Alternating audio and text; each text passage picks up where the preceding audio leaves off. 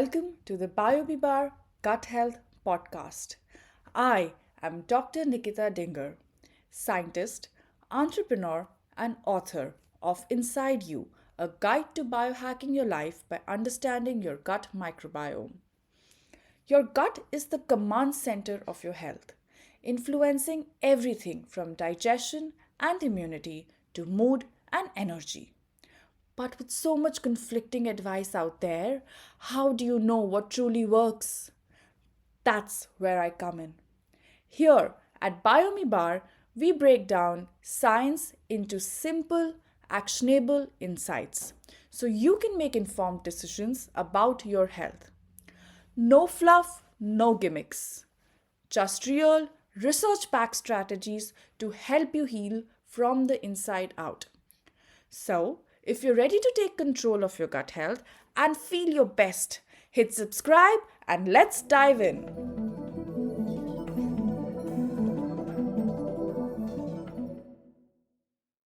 I always thought gut health meant, like, just eat more yogurt. Mm-hmm. It's like we've got a whole civilization living inside us that we never even think about. Mm-hmm.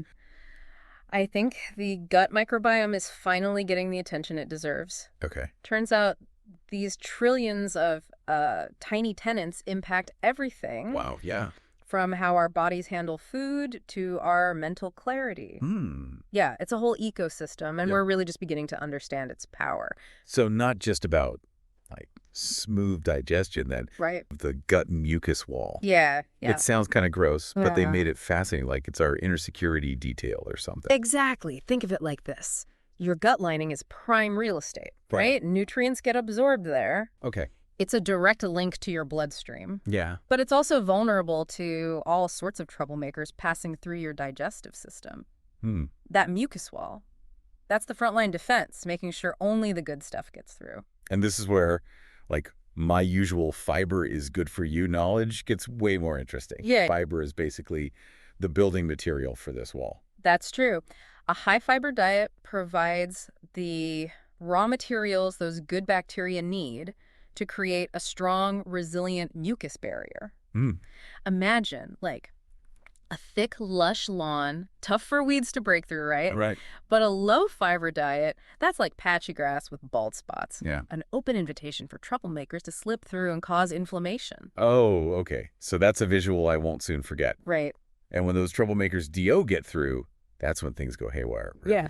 Like, linking back to the inflammation we hear about with so many health problems these days. Absolutely. You've got it. Leaky gut, inflammation, it's all connected. Okay. And the research you shared shows just how far-reaching those effects can be, from digestive woes to, more serious conditions like autoimmune disorders. Yeah. It's all about maintaining that balance. Balance being the key word. Yes. Speaking of balance, they talked about different areas of the gut, Right. each with its own unique environment, like gut geography. Uh-huh. My inner travel bug is very intrigued by this. It's a fantastic way to think about it. We often picture the gut as one big tube, Right. but it's more like a dynamic landscape with different zones, each supporting its own community of microbial citizens. So walk me through this map. What are the main stops on this gut tour we're taking? Okay, so first up, you've got the small intestine. Think of it as the bustling city center. Okay. It's where the majority of digestion and nutrient absorption happens. Right. It's a tough environment, highly acidic. So only the toughest microbes survive there, diligently breaking down food particles for easy absorption. Okay, so if the small intestine is the city center, where do we head to next? Out to the suburbs? More like a sprawling forest. Right. The colon, your large intestine, is where things get really interesting. Okay. This is the gut's fermentation factory, home to the largest and most diverse population of microbes. Wow. Remember that fiber we talked about? Yeah. This is where it gets broken down into those all-important short-chain fatty acids like butyrate. Okay, butyrate. It's come up a few times now. Yeah. More than just a fancy sciencey word, right? Yeah. What's so special about it?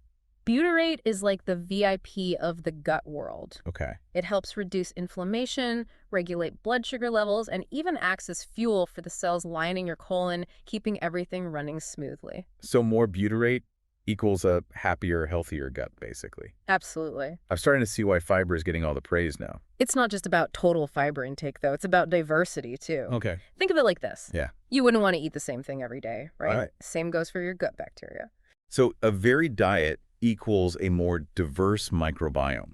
Like, instead of just my usual banana in the morning, I need to branch out. Exactly. Different types of fiber feed different types of bacteria. Okay. And this diversity is key for a resilient and thriving gut ecosystem. We'll dive into the specifics of what to eat a bit later. Okay. But variety is definitely your friend here. Okay, this is already making me rethink my grocery list. But before we get to the practical tips, there's one more, like, mind-blowing concept from the podcast I need your take on. Enterotypes. Ah, yes. Enterotypes. Yeah. Think of it like this, just as we have different blood types. We Yeah. might have different gut types, too. It's Yeah. still an emerging area of research, but fascinating nonetheless. Okay, different gut types. Break that down for me a little bit. What does that even mean, and why should I care? Essentially, it suggests that people may have a dominant bacterial community in their gut Okay. that influences how their body responds to food, lifestyle changes, even medication. Right. Imagine one day we might be able to personalize nutrition plans based on your unique gut profile. So my ideal diet might be completely different from yours Exactly. based on our unique gut type. That's wild. Yeah, Okay, that definitely deserves its own deep dive someday. it does. But for now, let's talk about another connection that blew my mind. The gut-brain axis. It's incredible, isn't it? Right. We often think of the brain as a control center calling all the shots, Right, but the gut is giving it a run for its money. right. The podcast mentioned our gut actually produces neurotransmitters, Yes. and those are brain chemicals, right? Exactly. Okay. We're talking serotonin, dopamine, GABA chemicals that play a huge role in regulating mood, sleep, even motivation. Right. And a surprising amount of these crucial messengers are actually made in the gut, not the brain. So my gut is basically having a direct line to my brain, influencing my mood, my sleep, Everything. everything. I knew that late-night pizza wasn't doing me any favors, Right. but this is next level. It's a two-way communication highway, constantly buzzing with information. And what's fascinating is how much influence the gut has on this communication. Okay, two-way communication. Yeah. A less than ideal side to this gut-brain connection. Something about a vicious cycle with stress. It's true. And unfortunately, many of us are caught in this cycle. When we experience stress, our bodies release cortisol, that infamous stress hormone. Right. Now, in small doses, cortisol is our friend. It helps us deal with everyday challenges. But chronic stress, that's a different story. Okay, so chronic stress, like the kind that, let's be honest, most of us are dealing with on a daily basis. Right, exactly. How does that impact our gut exactly? Well, high levels of cortisol can actually disrupt the delicate balance of our gut microbiome. It's like a hostile takeover, throwing the whole ecosystem out of whack. Wow. And when our gut bacteria are out of balance, it can lead to inflammation, digestive issues, and even impact our nutrient absorption. So not only does stress make us feel bad, it can actually mess with our gut health, which then circles back to impacting our mood and well-being even more. Exactly. Talk about a vicious cycle. Exactly. But here's the good news. Just as our gut can negatively impact our mental state, a healthy, balanced gut can actually have the opposite effect, contributing to a calmer, more resilient mindset. Okay. It's a powerful reminder that taking care of our gut is about so much more than just digestion.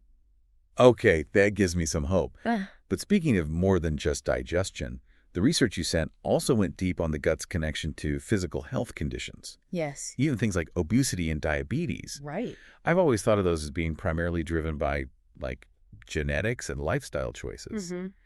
But now it sounds like our gut bacteria might be playing a role too. You're on the right track. For years, we focused on the calories in, calories out model of weight management. Right. But emerging research is showing that the picture is much more complex than that. Our gut microbiome actually plays a role in how our bodies extract and utilize energy from food. Hold on. So even if I'm eating the same foods as someone else, my gut bacteria could be determining how many calories I actually absorb. Yes. Isn't that interesting? Isn't that kind of mind-blowing and a bit unfair? It's fascinating, isn't it? It is. Some types of bacteria are more efficient at breaking down and extracting energy from food. Okay. So two people could eat the same meal. Right. But depending on the composition of their gut microbiome, one person might extract more calories from that meal than the other. Okay, so it's not just about what we eat, but about who is in our gut breaking it down. That feels like a total game changer. It is. And it goes beyond just calorie extraction. Okay. Remember those short-chain fatty acids we talked about, like butyrate? Yeah. Well, some of these compounds produced by our gut bacteria can actually influence our metabolism and how our bodies regulate blood sugar levels. So are you saying that having more of these beneficial bacteria could potentially make us less susceptible to things like insulin resistance and type 2 diabetes? Precisely. Butyrate, in particular, has been shown to improve insulin sensitivity, meaning your cells are better able to use glucose for energy, preventing those blood sugar spikes and crashes. Wow. It's like having a team of tiny metabolic regulators working behind the scenes. This is all so incredible. It is amazing. So we've got these tiny bacteria impacting our weight, our blood sugar, our mood. Talk about a lot of responsibility for something we can't even see. Right. It makes you wonder what else they're capable of influencing. It really does. The gut microbiome is like a vast, uncharted territory, and every day scientists are uncovering new ways in which it impacts our health and well-being. This deep dive is definitely proving that. Absolutely. Okay, so we've covered a ton of ground here. You have. From the protective mucus wall to the intricate gut-brain connection. Yes. To the role our gut bacteria play in metabolism and chronic disease. Right. With all this mind-blowing information swirling around, what do you think is the most crucial takeaway for our listeners? I think the biggest takeaway is that we are not alone in our bodies. We have trillions of tiny partners living within us, impacting our health in ways we never even imagined. Wow. And the most exciting part, we have the power to cultivate a thriving inner ecosystem by making conscious choices that support a diverse and balanced microbiome. Absolutely. We've learned that a healthy gut goes hand in hand with a healthy mind and body. So how do we actually put all this knowledge into practice? Right. What are some actionable steps we can take to start like biohacking our gut health? I know from the research you sent, there's a lot we can do. There is. So where do we even begin? Where do we begin?